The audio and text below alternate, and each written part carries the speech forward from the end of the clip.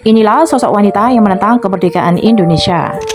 Wilhelmina adalah ratu yang tidak pernah merelakan Indonesia untuk merdeka. Ia lahir pada tanggal 31 Agustus 1880 di Den Haag, Belanda. Ratu Wilhelmina, ratu yang memimpin Belanda selama kurang lebih 58 tahun. Ia merupakan ratu Belanda yang tercatat dalam sejarah sebagai satu-satunya ratu dunia yang tidak ikhlas saat Soekarno membacakan proklamasi. Menurutnya, Indonesia dianggap membawa banyak keuntungan untuk bangsanya, terutama dari segi perekonomian, sehingga ia enggan melepas tanah jajahannya. Indonesia pada masa itu terkenal sebagai Hindia Belanda yang merupakan koloni terkaya Belanda dengan sumber daya alamnya yang melimpah seperti rempah-rempah, minyak, dan hasil pertanian lainnya. Sehingga keuntungan ekonomi dari koloni tersebut sangat besar dan tentunya memainkan peran penting dalam perekonomian Belanda. Selain itu, Belanda sudah banyak menginvestasikan pembangunan di Indonesia seperti gedung besar yang kokoh, saluran irigasi jalan, dan jalur lintasan rel kereta api yang sebagian besar masih bisa digunakan hingga saat ini. Ratu Wilhelmina menganggap bahwa melepaskan koloni berarti akan kehilangan sumber pendapatan yang signifikan. Indonesia juga dianggap sebagai simbol kejayaan dan prestasi bagi kerajaan Belanda. Pada akhirnya tanggal 17 Agustus 1945,